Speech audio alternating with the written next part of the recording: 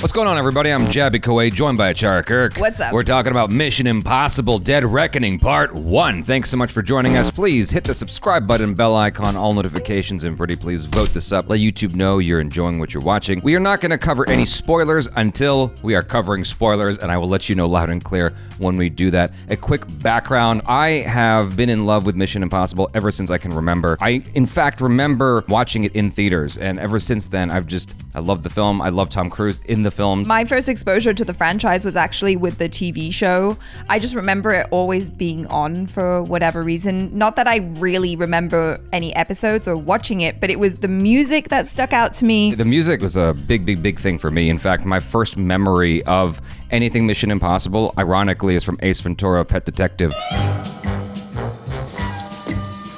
It was used as a joke in the film, and even then, when it was used for comic reasons, I was like, this is so cool, I want this song. In fact, in this movie, I was like, when are they gonna play this song? Yeah. Because they make you wait, man. It's a long intro, and they make you wait, and once it finally happens, it's like relief. It's so satisfying to watch the montage of any Mission Impossible film underscored by the music. Yeah, absolutely. And Tom Cruise has done a fantastic job with this franchise, like it always elevating it, trying to make it better with each and every installation. And so well done, Mr. Cruise and team. Ethan Hunt is once again tasked with saving the world on an impossible mission, and this time he has to fight against AI. There is a key everyone is after, because this key holds the power of controlling the sentient AI and thus controlling the dissemination of information. It's up to Ethan Hunt and team to make sure that it doesn't get into the wrong hands. Yeah, so this is starring, of course, Tom Cruise, the man, and Hayley Atwell, Ving Rhames, Simon Pegg, Rebecca Ferguson, Vanessa Kirby, Isaiah Morales, Tom Clementive. It was especially cool to see Henry Czerny back as Kittredge. I saw him from the trailer and I was just like so stoked. In fact, he's not the only thing that they brought back from the first film. They also brought back Dutch angles, lots of those. Lots of Dutch angles. I definitely noticed that, but in a way, I was like, oh, this feels like old school Mission Impossible. Yeah, well, Brian De Palma introduced that with the first film. It's like, it's noticeable how many Dutch angles there are in the film, and so it was cool to see that back. And even the way the message self-destructs is not too dissimilar from the way it self-destructs in the first movie. I really enjoyed this film. It's one of the best action films ever made, but it's not my favorite Mission Impossible. I would say the previous Mission Impossible might be the best one. In terms of like the scope of it, the pacing, the action, and all that. The stunts. Yeah. I mean, not that the stunts weren't impressive in this, because they were. And like, you get a lot of the things that you pay for when you're going to watch a Mission Impossible movie, like crazy car chases, thrilling set pieces. There were definitely a lot of moments, especially during those action set pieces, where I was like holding my breath on the edge of my seat, just like so concerned for the characters, because it feels thrilling and dangerous. Yeah. Hayley Atwell is a wonderful addition. She really stands out. Everything she did in this movie, she's got great chemistry with everyone on camera. The action she does, it's like, she's just very fun to watch. You know? She's so good, you know, like you can't take your eyes off of her. She's with Tom Cruise, sharing a lot of screen time with him, and she's equally mesmerizing. And she's also with a bunch of other characters that are already established and that we care about, and yet they've managed to write her in such a way where we start to care about her as well. I was crushing on Hayley Atwell in this movie. I was like, dang, she's fine and she's moving awesome, and she's so cute. Yeah, she's super cool. But you know, speaking of moving awesome, Tom Clementive, I apologize for saying her name incorrectly if I am. She is the muscle, you know, the heavy, to the main villain in the story. The heavy who's not too heavy. The heavy who's not too heavy. Assassin, silent. Yeah, silent assassin, and she like my farts. Does damage in this movie. She does serious damage in the film, and it's like, you know, she's not a big person. No. But I caught your joke. Don't worry.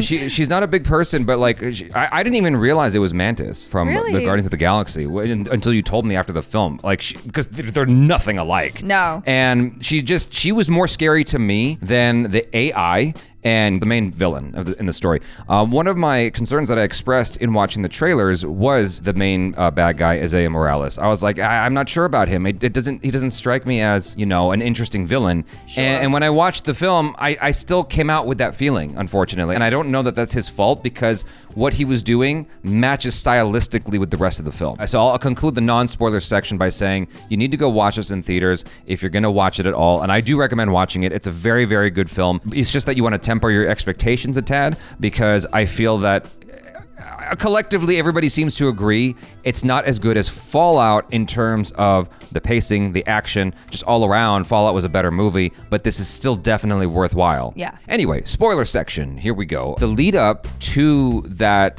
big action set piece of the motorcycle jump, like it didn't build up quite the way it did in, Fallout with the Halo jump. Oh, the Halo jump was so cool. Yeah, when they did the Halo jump, it's really focused on that, and it's following that action all the way through. I just felt like I was in that adventure. You know what I mean? Whereas here, the buildup kept getting cut off by interruptions with other story elements. Yeah. Not that the story elements were like bad. It's just like, it's the way it was handled. I was like, I just want to be with Ethan on this harrowing thing that he's gonna do. Yeah, I guess it just kind of cut the momentum a little bit, so that when it happened, it was almost anticlimactic. In a way. But when it happened, I will say that the theater, like, the air got sucked out of the room. It was very interesting, because that moment, like, everyone just gasped and held their breath for a moment. Yeah, because you're watching it, well, we went to IMAX, so we were watching it on a massive screen, and it does translate really well. Yeah. Like, when he does the jump, and then it pulls back, and you just see his little body. It's like... Yeah. It's like, ooh. My biggest complaint in this story, it's linked to the bad guy, but it's not limited to him, because there's an acting style that was chosen for this movie, I think by the director, because so many people kind of did it, where there's this slow way of talking and eyebrows and looks and Dutch angles as people say things in the same exact manner. IMF people or the CIA, whoever, even the villain, they all have that same cadence. And I'm like, what is going on? Why does everyone talk like this? Yeah, with the villain, Gabriel, like, I couldn't figure out if he was supposed to be a real human or like a robot. You know what's funny you say that is I was waiting to find out if someone was a robot in this movie. Yeah. The choice to make the bad guy AI is obviously very fitting for the times, right? Yeah. I mean, we are in an age where we are scared of information. We are scared of AI technology. We are scared of the unknown. And the AI is definitely like new territory. We have reached new lands. This is the new world. Yeah. And it's frightening because we don't know what we're up against. It's like landing on, it's not just a new country, it's a new planet. It's a new solar system entirely. So the movie makes good use of that in making that the villain, but it's hard to feel that villain. It's like it's this kind of ambiguous, aloof thing that's there, and it's represented by like the Eye of Sauron. Yeah.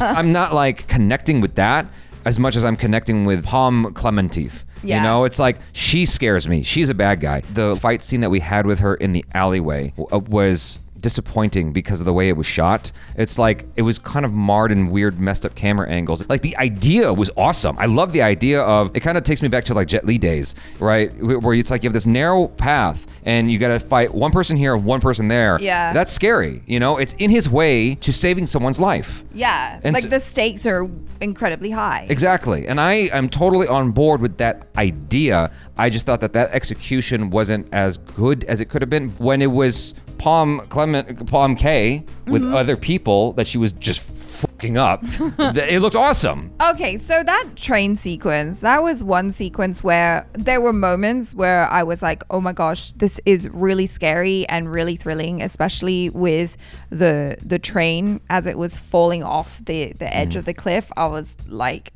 losing my mind because it felt so dangerous as they're like jumping onto each carriage, right? Yeah. But then there was stuff inside the train where I was like, oh, just a lot of CGI. Yeah. I thought that this franchise doesn't do a lot of CGI, and then there it was like really CGI heavy. Yeah, I noticed that too. It's hard not to notice stuff like that, but it's also, you're considering the safety of the actors and stuff like that. Yeah, no, for sure. It would have been cool if they had done it in such a way where you didn't notice the CGI. If this is the baseline for this installment, I can only imagine how crazy part 2 is going to get. Oh, yeah. You know, if they're taking it even further from here. This is a decent starting point, you know, like a jump off point.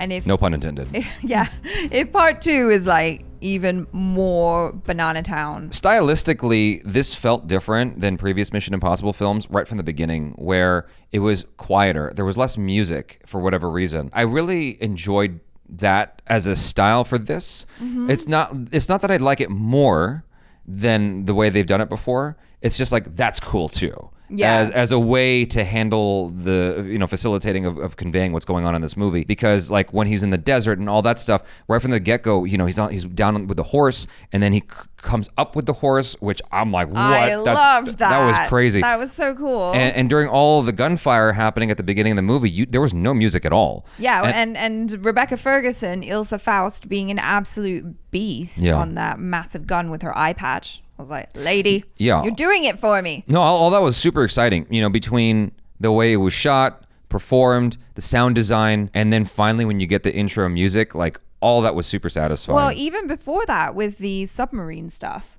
Yeah. That was so nerve-wracking as well, because like you were watching it and thinking, oh my God, they're about to be attacked. And then you find out like, oh no, that was not what we thought it was. It was a trick. Yeah. But then they end up being attacked by their own missile. It's like, oh my gosh, this is crazy. What the hell's going on? And I expected the music to come in right there, and then it didn't. And I was like, what movie is this? Yeah.